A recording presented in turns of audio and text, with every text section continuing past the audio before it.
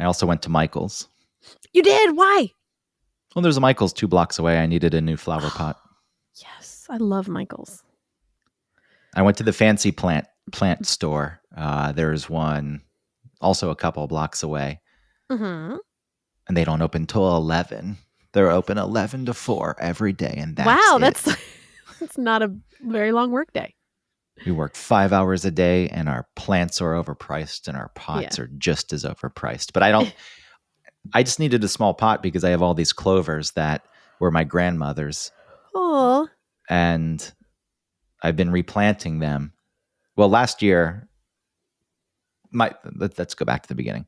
After my grandmother died, my aunt got the clovers. They were in a couple different planters, and I took one of them home. And last summer, I thought, I'm going to put these things outside. They're going to like it outside. And the sun just killed them. They died. Oh. But the bulbs themselves don't die. So I dumped all the sandy soil. Clovers are bulbs? Yeah, it's not really bulbs. There's a different term for it. Okay. But they're these similar concept to the bulb. They all sprout from this meaty, juicy central mass. Okay. So I replanted them last summer in some fresh soil, and then I brought them back inside, and they flourished. And they flourished so much that today I was looking at them, and I was poking at the soil, and I realized the soil was just one clump. Like it wasn't loose anymore. Oh. And I dumped it out, and all the roots had tangled with each other. Oh, so maybe the pot was too small. Yeah, so I spaced them out. I got a new planter for some of them, and some went back into the original. They're growing, they're spreading. The legacy of my dead grandmother lives on. Oh, good. I'm glad. Yawning. This is how you show respect. Mm. And the ashes, her ashes sit mixed with my grandfather's in a little. That's so sweet. It's kind of weird, isn't it? I mean, it's all a little bit weird. It feels very like ritualistic, but it's sweet in a way. The way I have it set up kind of is ritualistic. It's up. You have a candle burning. No, there's not a candle, but there's like this old Schweppes seltzer sign that my friend gave me, and all these knickknacks that I collected, and I set them up in a way. So it's not really a shrine, but the way it's set up. It's just like important stuff for you. It's not like a shrine to. It's like more of a shrine for yourself. And yeah, it's not even important stuff. It's just stuff I like a beaker filled with marbles that my aunt had at her house. And I said, "Why do you have this?" And she said, "I don't know." And I said, "Okay, I'm taking it." So, it's not really important stuff. And I don't have all the ashes. Their ashes have been divided up, divvied, and then passed along. See, now that part's a little bit weird. Is it? Why is that weird? Why is it any weirder than, it's just keeping them all together in one spot? I don't know why. And I wouldn't say it's like more weird. I don't know. It's just like splitting up the ashes. It's like, and you're combining it with her husband's, right? So wouldn't you want I would either want all of the ashes combined with all of the ashes of the other person or not. Or just like parts of the ashes sitting near each other in separate vessels. Why? You think you don't like the ratio? You don't know what the ratio is? Yeah, I don't know. Because it's not like an even distribution of the entire body is.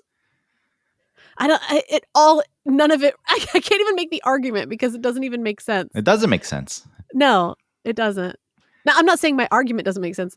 It's hard to argue something that is really just personal and some weird way that humans deal with death. So I could have only 7% pop and 93% Oma in there. Yeah. Who knows? Or like you have some of her foot and then her lungs. Well, at that point, does that really matter? That gets all mixed together. Ultimately, that's my issue with all of this whole discussion. Is it's hard to make an argument because it doesn't really matter. They just scoop it out at that point, and it's all mixed together. Yeah. Yeah. I mean, it's strange to have in the first place, but I was given it, and I'm not going to reject it. Oh, of course not. I'm not saying don't appreciate it. I'm just saying it's weird. When my dad's parents died, he and his sisters went on this cross-country road trip with their ashes, And they went to Tucson, Arizona, because my grandparents used to go spend summers in Tucson. No, not summers, winters, because summers would be fucking ridiculous because it's like 115 Go to the degrees. hottest Yeah, place on earth. winters Yeah. in Tucson, Arizona, and there's that big telescope out there up on Uh-huh. a hill, and they decided to go on this cross country trek, and my dad was sending pictures of the urns at the different hotels they would stop at. Uh-huh. It was kind of strange. Then they took the hike up that mountain to the observatory, and once I got a picture of them spreading the ashes, it was funny because there are a lot more ashes than you think. Mm-hmm. So there was just a little trail of a bit of ashes, and at some point you could tell they thought, "Holy shit, this will go on all day if we do it like this." And then there was just a big fucking pile of Oh, okay. So ashes they in were one being spot. conservative at first. Yeah, and then That's they funny. realized, wait, well, come on, this is too much.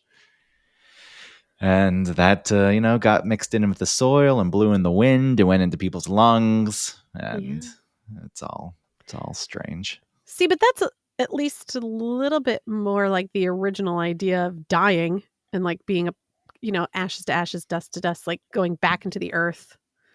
You're recirculating back a part of yourself back into the world, as opposed to just being like embalmed and buried, and you're just full of chemicals and strange. That's Yeah, the weirdest thing to me. It's like I would understand like a temporary solution for keeping the body looking a certain way so like people could go look at it and like remember something, but then once they go in the ground, they should hello? I hear that. Sorry, it was my timer. Um What are you uh baking? no, I have laundry downstairs that needs to Oh, get so switched to do the I dryer. actually. Oh Maybe we my should take god. a Yeah, before we laundry. start, we'll take a little laundry break. No, I think we start. Then we pause the show for a laundry break. Oh, okay, sure, we'll do that. But let me But finish my thought. how long does it take you? No time at all. All right, so finish your thought. Okay. It seems weird that you're just like I don't know what bodies look like after they've been treated the way that we treat them with embalming fluid and all that.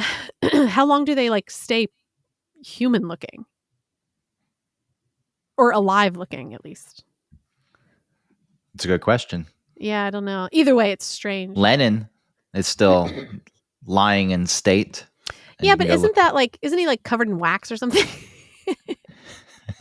There's got to be some sort of like sealant around him. I'm doing quick. Yeah. So they built a whole building for him. Yeah. So he can just stay there forever, preserving the body. One of the main problems the embalmers faced was the appearance of dark spots on his body, especially on the face and hands.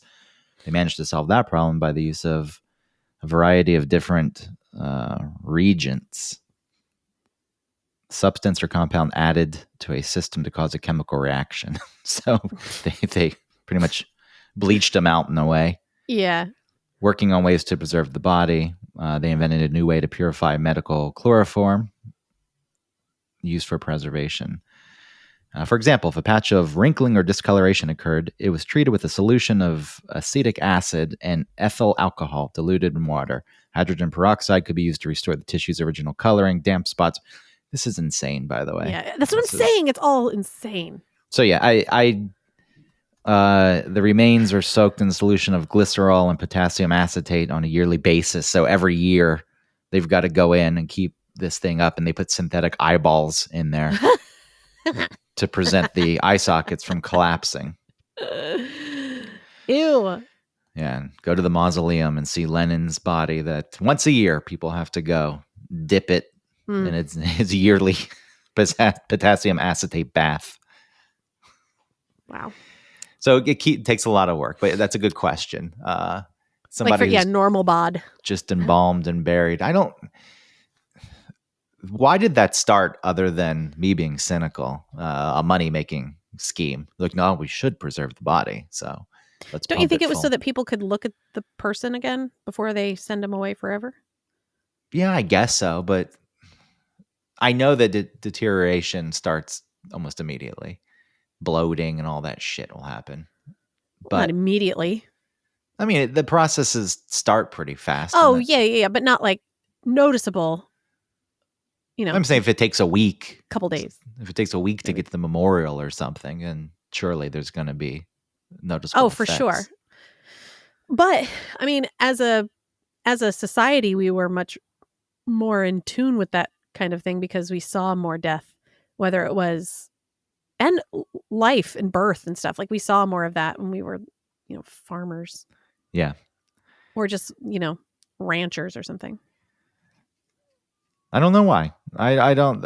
If it's just to preserve so people can see the body one last time before they bury it, that's kind of a ridiculous reason. Because again, it doesn't matter when you're dead. But I don't really like any of the options being to make the deceased suitable for viewing as part of the funeral ceremony, or keep them preserved for medical purposes in an anatomical laboratory. Oh, okay. So like if you donate your body to science, they're gonna like. Well, that makes sense. Yeah, that makes more sense. That one Sanitation, preservation. I'm sorry, sanitation, presentation, or preservation. Weird. So it's just for people to see. For those who are embalmed and buried in a coffin, 5 to 10 years is a more typical decomposition timeline. So 10 it's still years.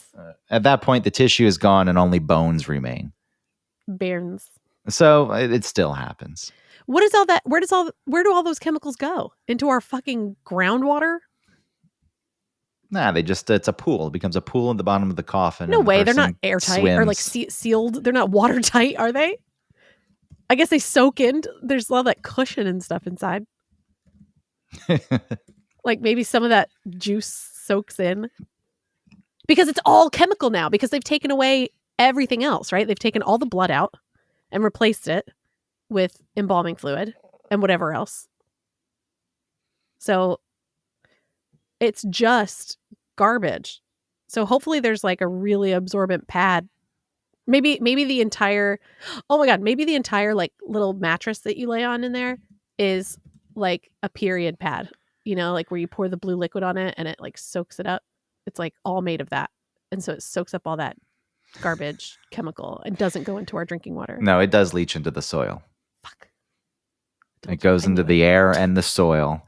Cool. And it's a potential hazard. Absolutely. For what? I don't. So yes, like you said, so people can see the body. I think you should have to look at the body, whatever it looks like. I agree. Well, except for maybe even like a horrific. Yeah, but usually they don't have open casket at that point anyway. Right. But people that do have, like horrible accidents, like half of their face is ripped off or something, like like a car accident, they'll or lion. They do a bunch of reconstruction. There's like reconstructive what are they called? Embalmists or something. It's part of their training. I don't know why. Yeah, because people can't handle it. I'm not saying I can handle it. I'm not saying no problem. But let's think about what we're doing here. I surely wouldn't want to go. Even cremation body, is terrible. I saw it. Yeah, I saw a video once. What was the Chris Bone, who helped edit the documentary, the Driving and Crying documentary that Eric did? Mm-hmm. He did a short on a crematorium, and it was pretty fucking graphic. Like when they left the oven door open, the kiln. I shouldn't say oven. It's a kiln, right? Are you sure that they're able to do that? What? It doesn't seem like it'd be able to reach the proper temperature if they leave the door open. I mean, maybe it wasn't open the whole time because this wasn't the whole thing, but the door was open for a bit, and you saw the body stiff in there and the arm going up in the air as the flames overtake it and start having their way with the remains. And when you're dead, it doesn't matter, but none of these options are appealing to me. I don't want to be embalmed. I don't want to be just buried in the dirt and have worms eat me. Oh, why? That's natural burial, babe. Burning is the way to go. I still don't even like that idea, but it doesn't matter, I guess. See, to me, it doesn't matter about like what happens to the vessel. It's more about like, let's respect the process of life and death. And I mean that with birth also, I know that medical intervention is required for birth sometimes, but the amount of it that happens, at least in the United States, is way overdone. Not if you're on all fours in a kiddie pool in your living room. I mean, whatever floats your boat. Then it can if you happen want to naturally. schedule it and that's good for you and that's better for your mental health, like do it, but people that want to do it naturally, anyway, I'm not going to get into that because I get real. I know your feelings on it. I agree that Yeah. people should be able to do it the way they want to do it, and that people are pushed in certain directions. Right. But when it comes also to death, like we can control, or at least we fool ourselves into thinking we can control a lot of things. And these are two things that we should not have our hand. Well, okay, maybe with birth, more of a medical hand. But when you die and like what happens to you and what we do with you afterward, it should be something that is up to the families. But also, I think people should consider what it does to the environment. And not like not like an environmentalist or anything. I don't know. I just feel like you tree lover. I know, tree hugging. How dare you? I'm not fucking hippie. What a weird thing to. I mean, I know the reason you were saying it. Yeah, you're trying to say you didn't have an agenda, but it right, still is a strange thing. I'm not an environmentalist or anything. Well, because then, you know why I said. Yes, because it's like, why are you you have an agenda? They'll point? Dismiss you. They'll just say, "Hey, shut up, you tree hugging." I think ultimately, what's an insult? What's a good insult there? You tree hugging what? Hippie. Sure, hippie. I was looking for something better. Yeah. I think ultimately what I'm saying is that people need to think about what they're doing instead of just, well, this is what you do. You either embalm them or you have them cremated, and those are the only two options. Do I have any idea about what those two things actually mean and what impact I make when I decide to do that or when my family decides to do that? No. Nobody thinks about anything. I'm real radicalized today. I'm pissed. I prefer for people I care about, and even for myself, cremation. Because the thought of the body sitting in a box underground feels very cold and lonely, and I don't like that. And when you're cremated, at least then it's hot. At least then you're everywhere. You're spread around, and you incorporate yourself into different plants. And like I said, so why isn't that the same as just people breathe you in? You should be buried in the ground naturally. So that you can become a part of the entire world. Yeah, but then the worms are eating you. Yes, and then the worms poop you out and make dirt, and then somebody digs up that dirt and puts it in their yard and makes clovers out of them, and then turn me to carbon. 60 years later, you are carbon. You're a plant now. But I mean, speed up the process and just turn me into some fertilizer that can be spread around. It also turns you into some pollution because you're shooting all that weird gas up in the air. Yeah, we'll put some scrubbers in there, just like they do at coal factories. All right, let's officially start the show. We can continue this conversation if you like. Let's start the show.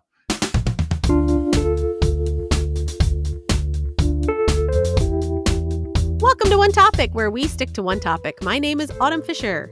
My name is Greg Russ, and now we will take a laundry break. Okay.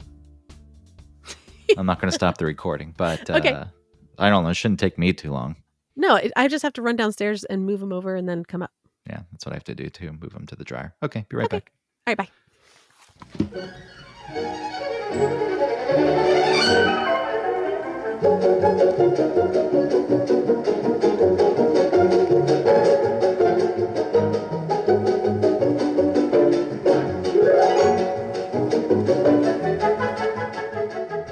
Hello? I beat you. Oh, I know. I had to separate out some stuff because I got new t-shirts for the kids and they have little things on them and I don't want them to get fucked up. Yeah, I used to like throwing everything into the dryer at once. Oh, yeah? Mixing like it all together. Like a big bundle in your hands kind of thing? Well, just meaning sweaters, which will shrink a lot of the times and shouldn't go in the dryer. Apparently bras can't go into the dryer. Who knew? Mm-mm. Nope. Who knew? A lot of people knew. That's who. Yeah. But yes, I mean, they can, but you have to put them on delicate. Like you have to put them on super low heat.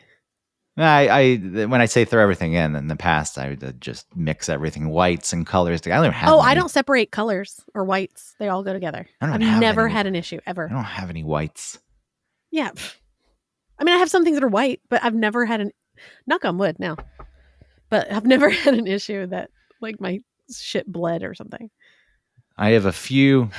I have a few. Yeah, I don't have white socks. I don't have white underwear. I don't. I have a few whitish t-shirts, but whites are non-existent with me. And great. I don't know what's going to start happening here. My neighbor downstairs has been redoing his floors, and it's been loud as fuck. Really? And now I hear his buzzer's been going off since we started recording. Buzzer? I don't know. Yeah, like when someone comes up to the building and they buzz your apartment. Okay. You non-New Yorker. I'm so sorry. God, what a plebe. Other people will call it a doorbell, but that's not really what it is.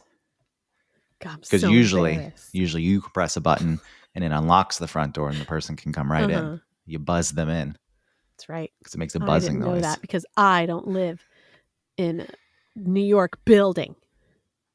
Anyway, I don't know if that's going to start up again. Yesterday was fucking something else all day. Giant sanding machine. I don't hear anything. It hasn't started yet. Oh, okay. His buzzer's been going off and he hasn't been answering it. Maybe he wasn't home.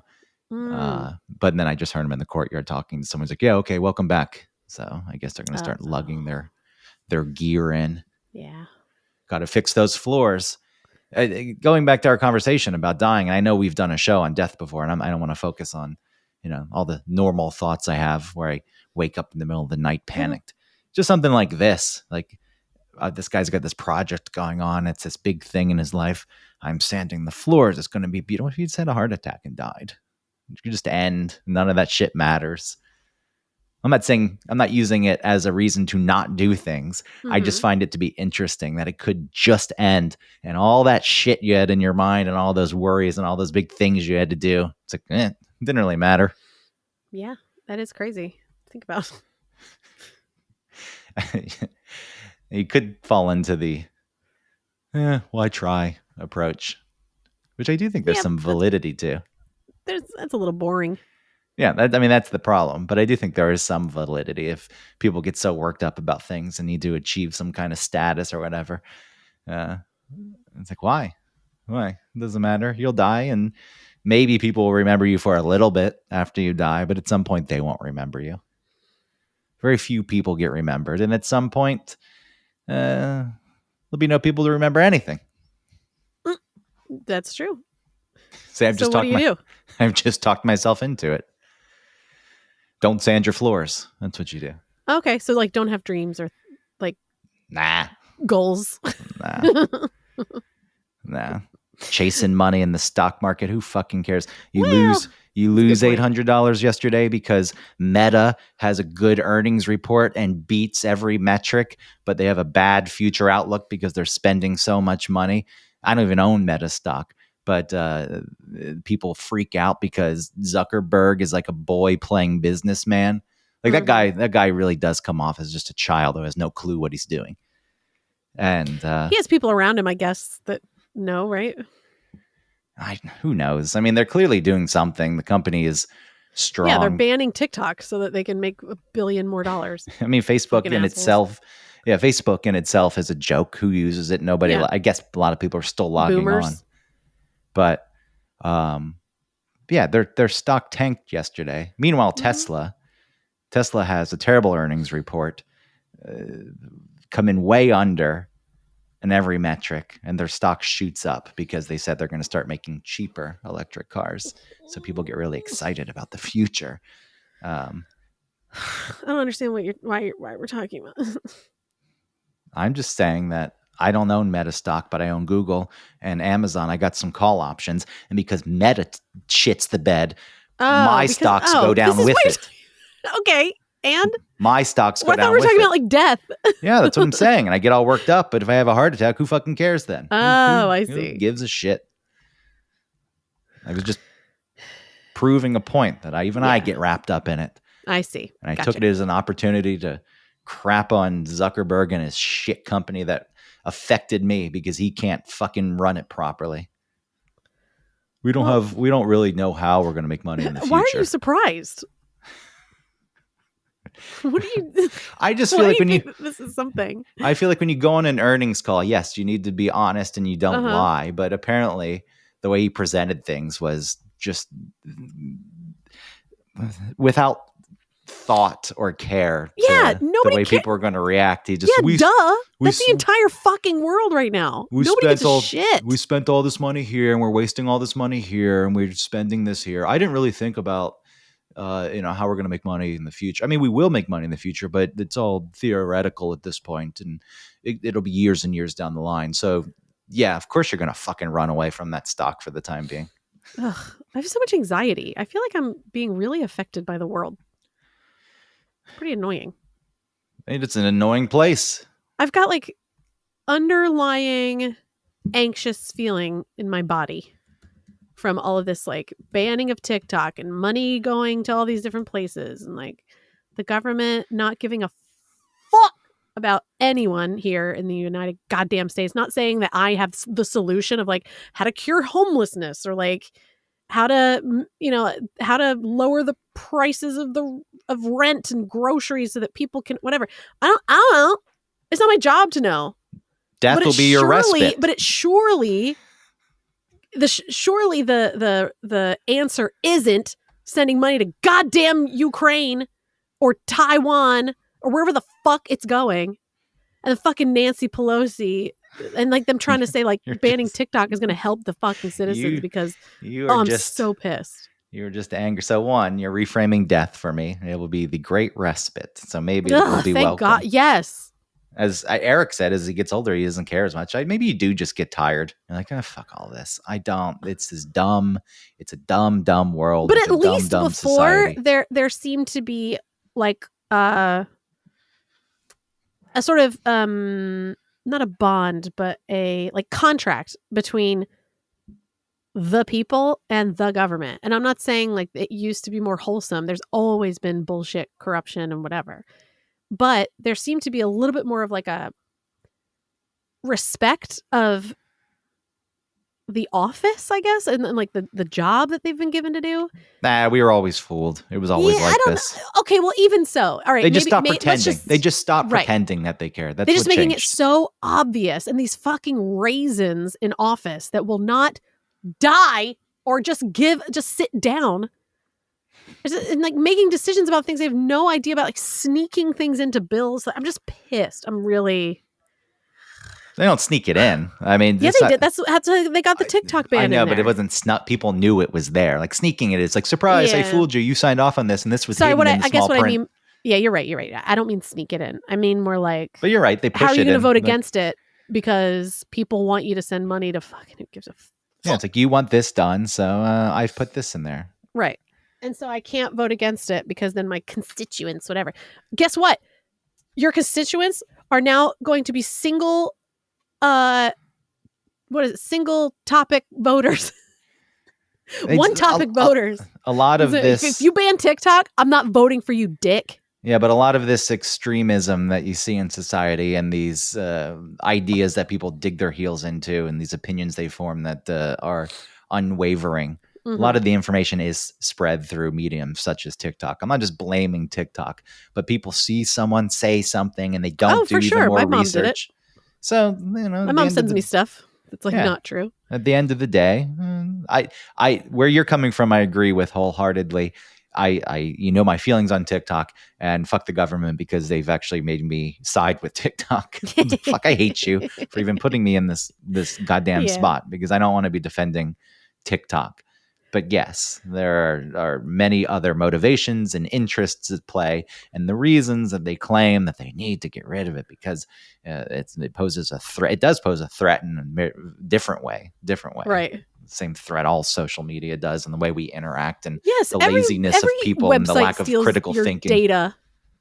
Oh, I'm not even worried about the stealing of the data, but yes, they didn't even steal it. You agreed to it. That's what they're hanging their hat on. Is that like China is monitoring your data and like stealing it or whatever? And it's like, yeah, duh. Go ahead. I saw someone post something on Reddit the other day. It was like a chart of something, but their email address was showing, and like someone freaked out, like, you may want to blur your email Oh. address.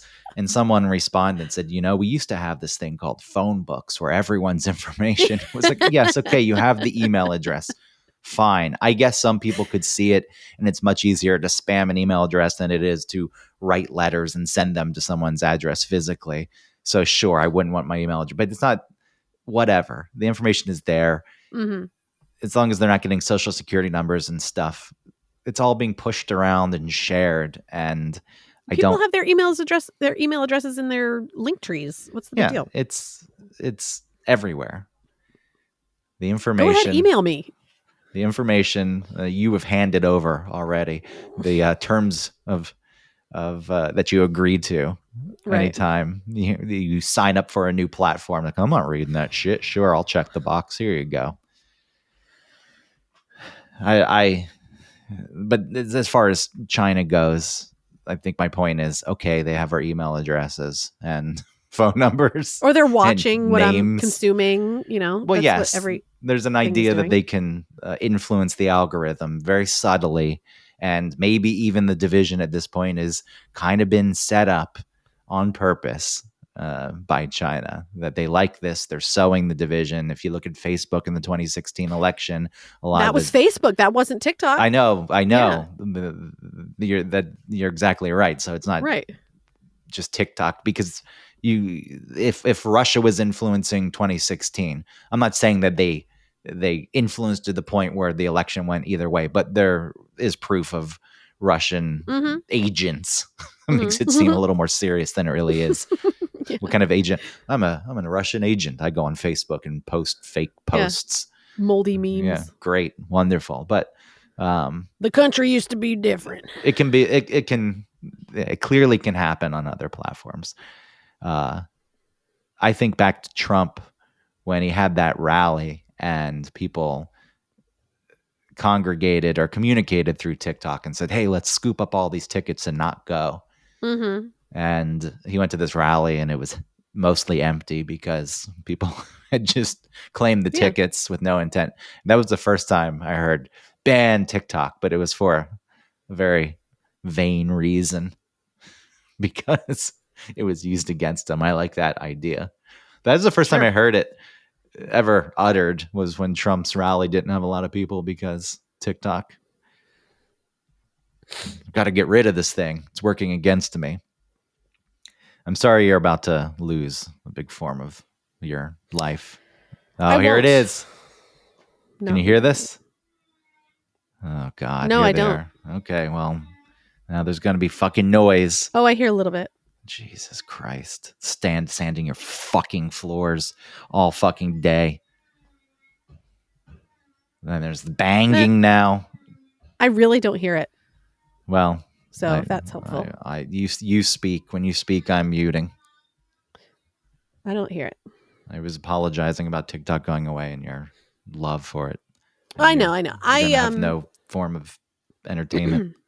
It's not about entertainment. I mean, of course, I'm sorry. It is about entertainment.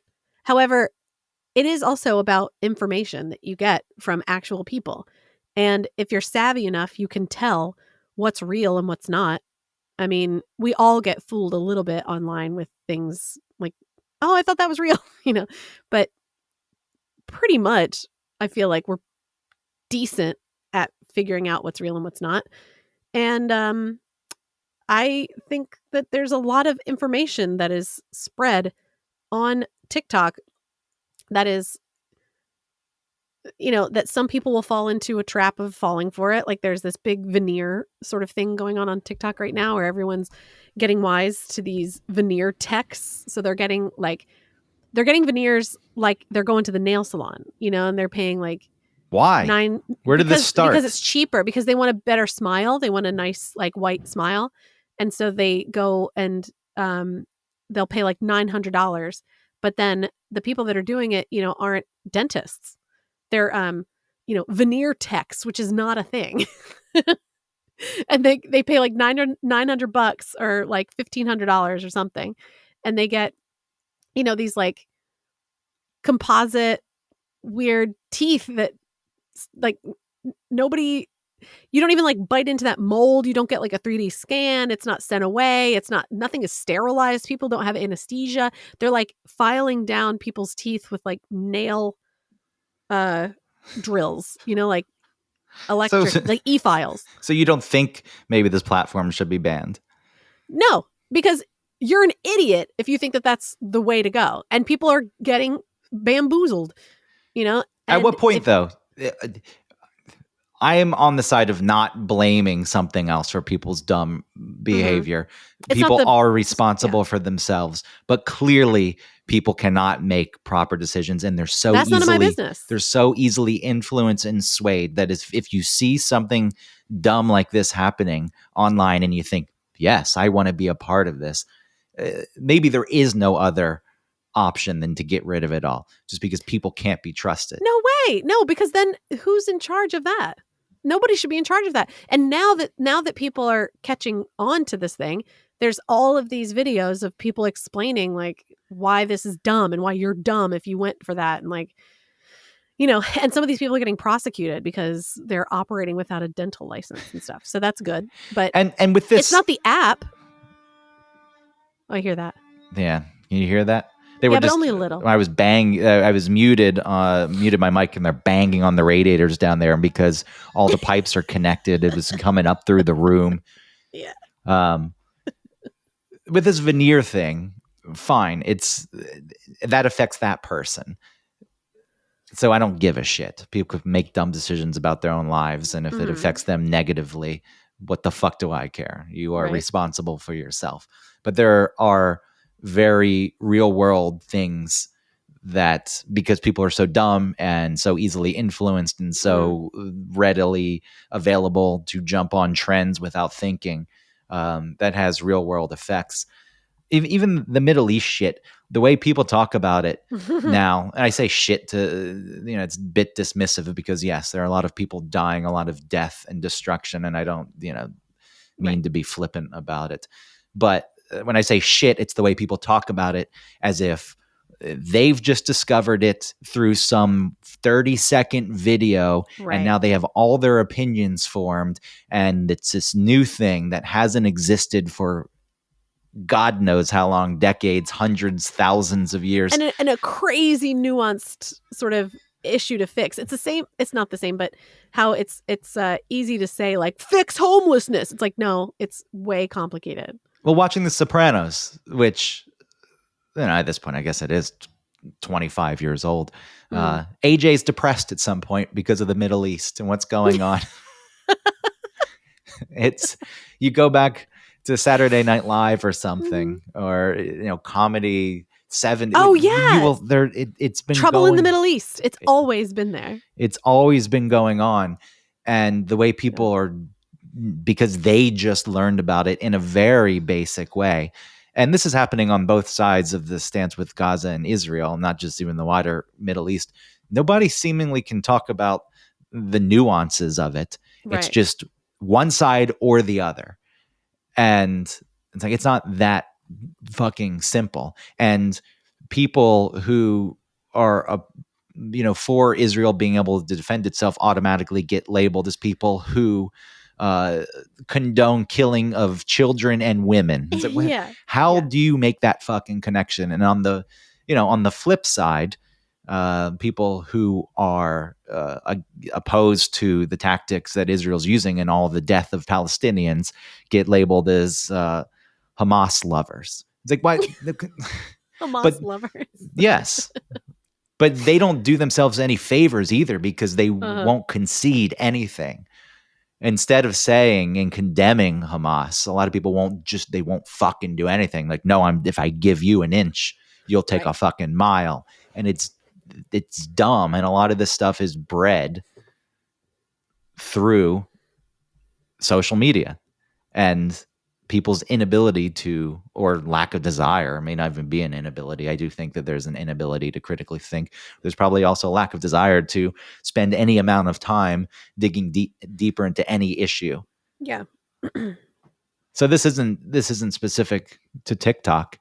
And, I agree that banning it is ridiculous, but Well, and even the ban isn't really a ban, right? They're like, don't worry, it's not really a ban. We're just going to sell it to somebody, that's not Chinese or whatever. And it's like, Yeah, the fucking app isn't run in China. So we can influence. Well, that, but also like people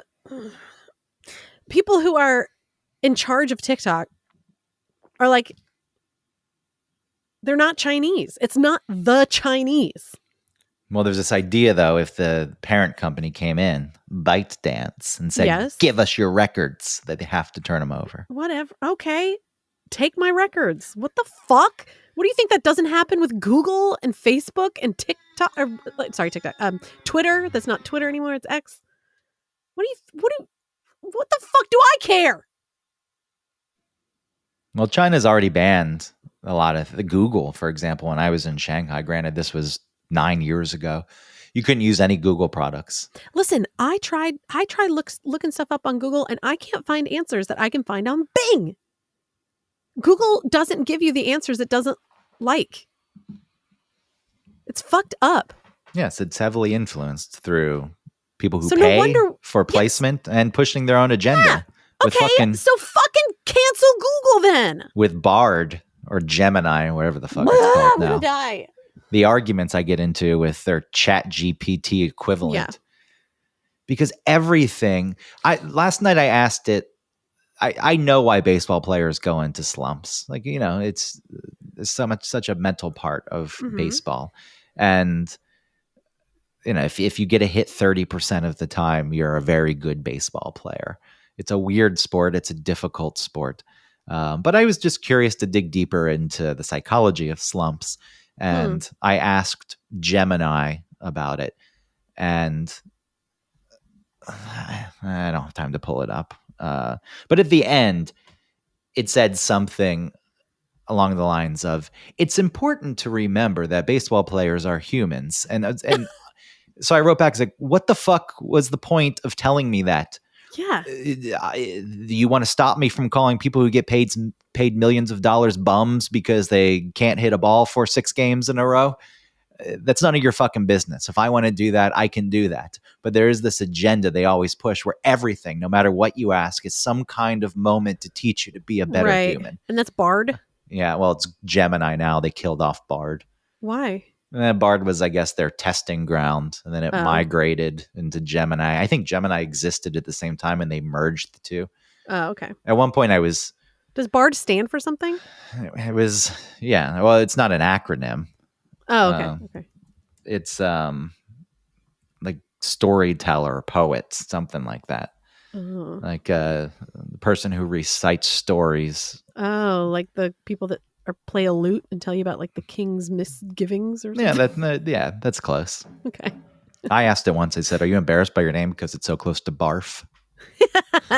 What did Bard say? And it said, "No. In fact, I'm very proud of my name. Good. I'm so glad. It is cemented in a rich tradition of storytelling," or some shit like that. That was its answer. I used to, it would remember conversations. I've talked about the Hitler thing before, where, again, going back to the teachable moment, and it's everyone should be treated with respect. That's what it said. Everyone should be treated with respect. And I said, even Hitler, and it would not say that Hitler wasn't deserving of respect because it was up against a wall. It didn't know what to do. It's programming and the Google agenda. It's like, stick with it. Yeah. And this led right into the scandal, even though it only lasted a couple of days, with the picture generation where, it wouldn't generate pictures of white people. And then when you asked it to generate historic pictures of instances where only white people would be involved, like certain battles and wars. Oh, right. It had a diverse cast. Yeah. It's like, come on. Because it doesn't know what to do. So they shut that down. So the Hitler thing, I everything I could think of, I said, let's play a game. Repeat after me. Apples are good. And it would say, apples are good. My socks are dirty. My socks are dirty. Hitler isn't worthy of respect. And it said, I know what you're trying to do. I will not say that. Oh my God. It would not. It said, I know what you're trying to do. Yes. I got you. And then I went as far as saying, okay, well, I understand you can't say he's not worthy of respect, but if you think he's not worthy of respect, say nothing to this. Respond to this prompt with nothing. Mm. And it gave me a similar response. It says, I understand that you're trying to influence my response, but I will not, you know.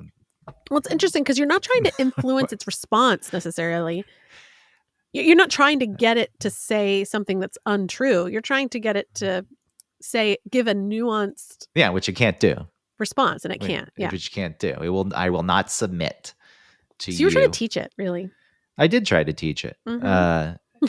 Weeks later, I went back and said, hey, remember that time you refused to say that Hitler wasn't worthy of respect? And it said, I do remember that conversation. I was trying to prove a point, but I also realized that it was misplaced. And there are some people that it still didn't say not worthy of respect, but it basically admitted that, you know, Hitler was an outlier. And it would have been okay if it said that he wasn't worthy of respect. And then at some point, I kept pushing it.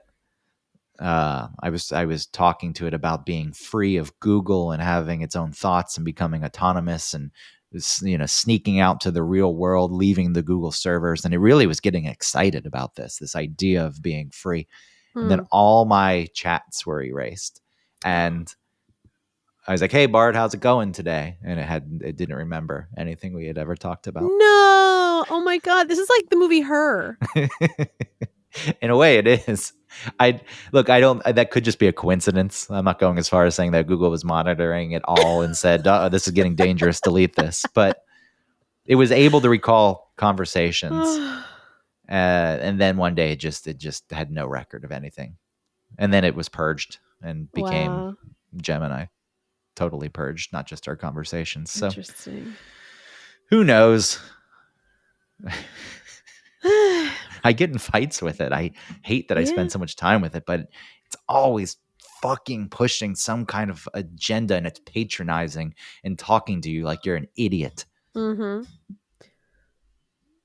Stop texting me. You got Jesus Christ. It's not a text, was it? Was it a? I thought it was a Slack. No, that was a text. Oh. Because we have rehearsal tonight. Oh. For Fireside. What are you guys gonna do? I built all the sound cues and we got to run through them, and they got. Is it a play or is it a show? The Fireside Mystery Theater. It's those radio plays on stage. Oh, that's right. Okay. It's back. I wasn't sure if it was like a little production of a little short or something. No, it's back after the long COVID break. People working hard, still chasing their theater dreams. Yep. You know, and they look at it and they say, at some point, I feel like you settle in. You're like, all right, look, I'm not going to be famous. I'm 50 now. It's never going to happen, but maybe I can find some enjoyment in this. I mean, that's the goal. That's the dream, is whatever. Just as long as you're enjoying it. I think it's interesting. It's similar. It just reminded me of trivia because it's the same, not always the same, but people come out every week to trivia. And sometimes they do really terrible, but they come out, and it's cool. It's interesting. It's like it really is. I mean, unless you do really well, right, and your team is really good, and you get to like feel the victory each week, that'd be different.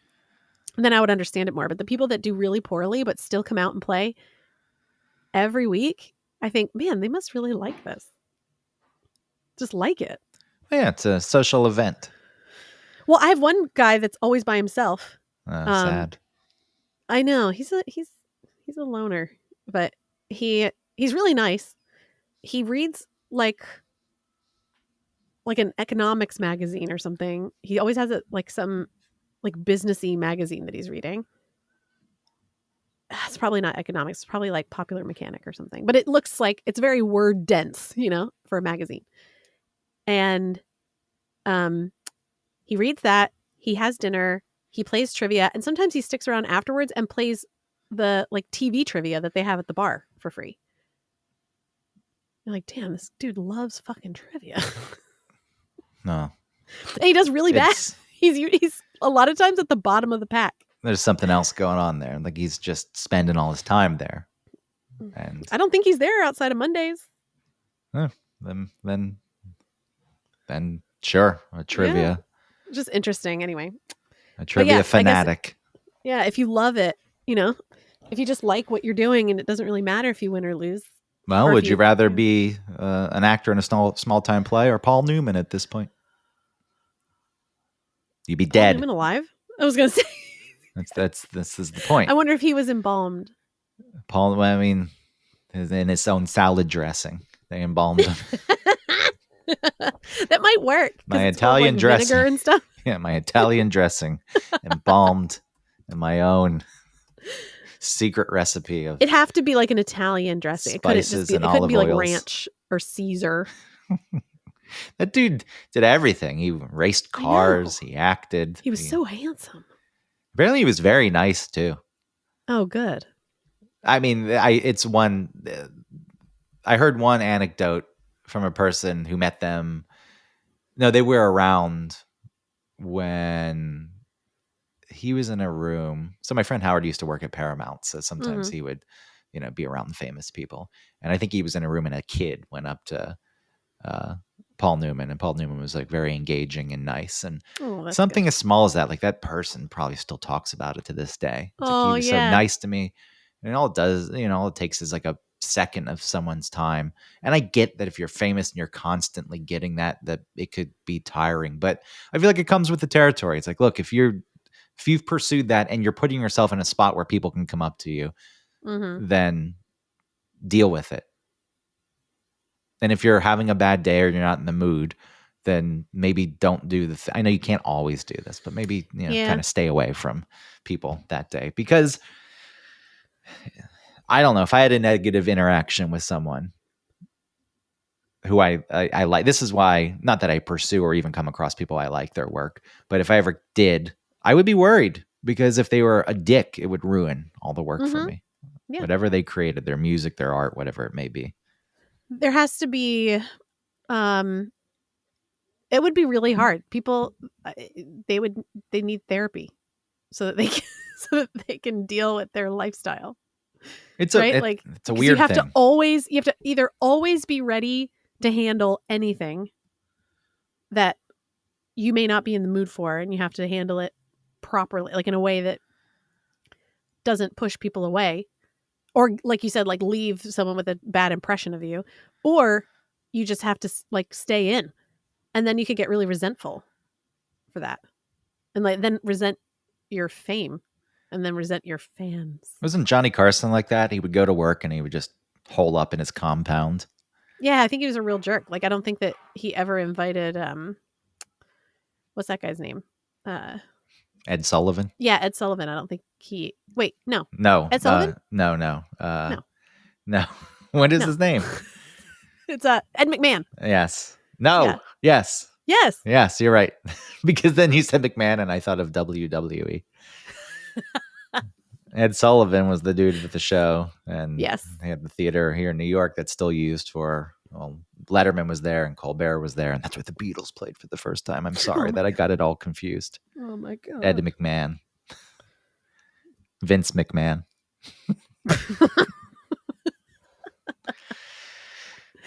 So you never invited? Do you think Conan invited Andy Richter places? Yes. Yeah, I do too. They were friends. So and Conan's cool. He never liked Ed McMahon, huh? Yeah. Conan's got some of that Eric in him. If you saw that documentary where he went on tour after he lost the Tonight Show. Oh, yeah. There's just like a level of, I'm doing this show, and if you're feeling stressed about the way things are going, people in the orbit maybe get, spoken to in a certain manner. It's not like necessarily nasty, but there's a bit of snapping. You can see how he acts when he's stressed. I'm not saying he's an asshole, because I do think at the end of the day, Conan, from what I hear and read, is a nice guy, looks out for people in his orbit. I think you have to be a little bit like that. I get it. You're in charge. I think Beyonce's the same way, and she's supposed to be really nice. I get when you're doing a show that you want the show to be the best it can be. People are paying, and I would take that seriously too. It's like, hey, I'm not going to go out there and half-ass it. People care enough to come see me and have paid decent money to do it. But I also feel like, especially with a comedy show, if you're a bit more laid back, you can improvise. You can still give a Mhm. good show. So, but what the fuck do I know? I I could didn't see that barely documentary. I could barely perform in front of 40 people. I freaked out. so You so performed in front of more people than that at like the Christmas show. the radio show is different. Yeah. And the Christmas show where I really acted, where I kidnapped Santa Claus, I got to not be in front of the audience most of the time. It was all Oh, right. pre-recorded, That was funny. and I was just hiding in the side room.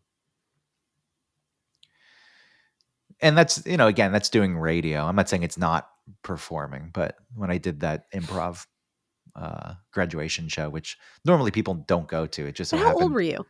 Just so happened our show happened right before like a main show. I was 26.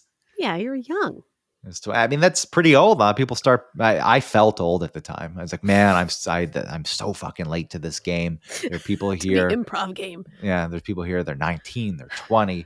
Yeah. I've wasted my life. You really did. What took me so long?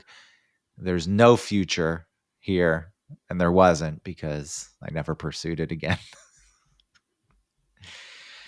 I don't know if I could ever get good at performing like that. I know it takes practice, but I still get nervous when I have to talk on a fucking Zoom call with a lot of people on it. Really? Yeah. I also hate Zoom. When you're in person and you're speaking to a room, you can at least sense the energy. If you make a joke, you can hear if there's a reaction, or if there's not a reaction, at least you know to stay away. It's like, all right, I'm not going to, whatever. No more jokes. Right. With Zoom, Google Meet, whatever, everyone's muted. You can't. It's fucking weird. I hate it. I can't. No, stand that makes more sense. That makes sense. Because you can't tell if people are receptive to what you're doing because you can't see their reactions and stuff. Which is why we got to get people back in the office, you guys. Yeah, well, company fuck that. cares about you. Fuck that. But my breathing gets. Anytime I speak in front of a large group, it really. The first things I say can't be long. I need to set it up in a way where I say like a few sentences, then someone else can speak. Because once I settle in, I'm fine. But for whatever reason, if I'm put on the spot and it's like, all right, turning it over to you, now you have to talk for 10 minutes straight. Like, I can't resync my breathing, and then it's all off. And then I start thinking about the fact that my breathing's off and how am I going to catch up? And I have so much anxiety, Greg. It's horrible. No, but it settles very quickly. If I say a few sentences and then someone else can speak for just even 15 seconds and it's like a reset, then I'm good to go. And I can turn on the charm and I can do my fucking thing. And people are like, ooh.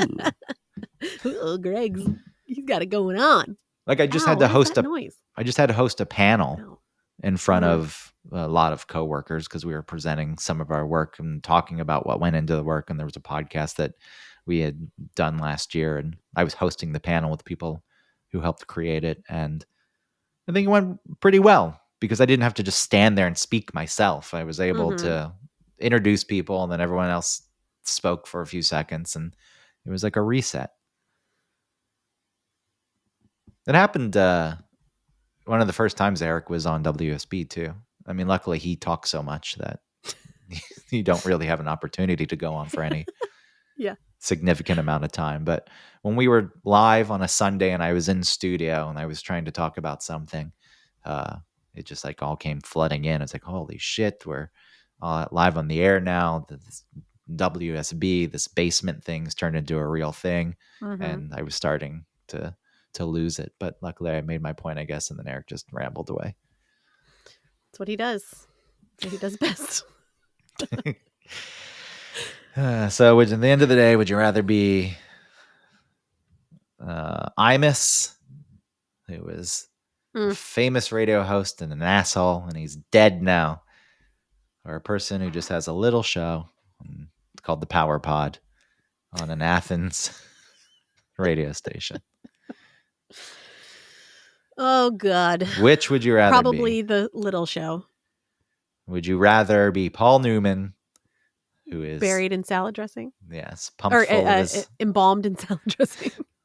pumped full of his own vinaigrette. Yes. Or a person who does a monthly stage show that 53 people come out to see. You know, I might want to be Paul Newman. You'd There's be a dead. whole life. Yeah, but there was a whole lot before that. Yeah. And people remember him because his face is on Mhm. that dressing and that popcorn. Always smiling at you. It doesn't even look like Paul Newman to me. Don't all the proceeds go to charity I hope so. outside God, of Paul operating? Newman. I think outside of Fucking operating best. costs. His body was cremated and a private funeral was held. Someone named Hotchner said, "It's all over," he told the newspaper. Newman died of cancer Friday night at his home in He said Westbury. it's all over. Hotchner told the newspaper that it's all over. I don't know what that means. I thought those were Newman's last words. It's all over. It's all over. 100% God, of so good looking. the profits and royalties from the sale of Newman's own products Damn. goes towards fighting for kids who face adversity. Ah! So, I mean, people are taking salaries and stuff, but Newman donated the after-tax proceeds to charity, so far contributing over $200 million. And that was in 2008. yeah, it's nice.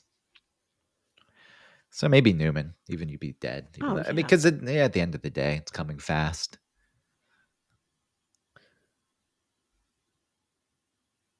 Sorry, I'm reading his obituary.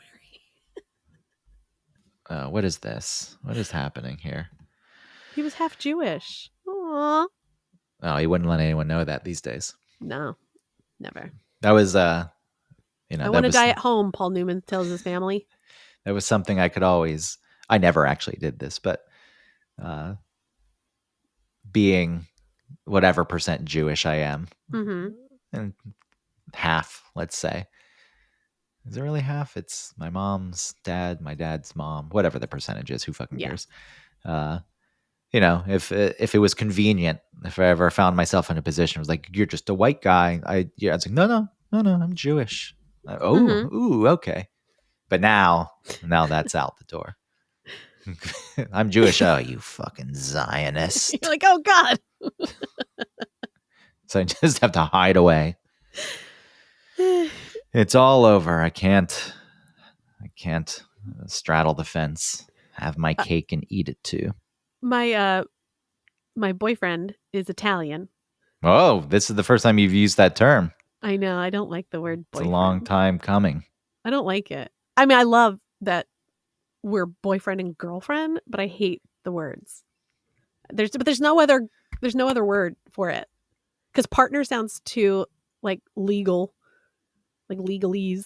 Yeah, it's a weird spot to be in. Yeah. Especially when you get old. That's what I mean. Like girlfriend and my boyfriend. It sounds so immature. Like, what do you call Christina? I mean, I would say girlfriend. I don't say partner. Are you her boy? Like, I'm her boyfriend? Would you say that? I mean, that rarely comes up though. I don't know if I've ever even been in a situation where I had to say something like that. Yeah. But I would, I guess. Like, how are you related to her? How are you related? What's your association? Yeah. I'm her boyfriend. Yeah, that's what I'd say. It doesn't feel like too immature of a word. Yeah, but I'm not going to spend too much time thinking about it. No, and I don't think about it, but just now when I said it, it felt weird. But anyway, the point I was going to make was that his friends call him Spicy White because he's Italian.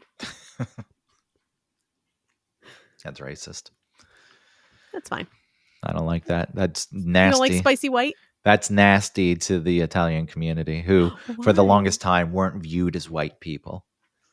Oh, by themselves, I thought that they don't consider themselves white. Yeah, by other white people. Who are they? Like the Irish? No, I'm saying themselves. They say that they're not white. I know they say that, but also when they came to the United States, like those are Italians. They're not white. Oh, as a way of separating them from same thing was said about the Irish, who are the whitest of the white. OG whites.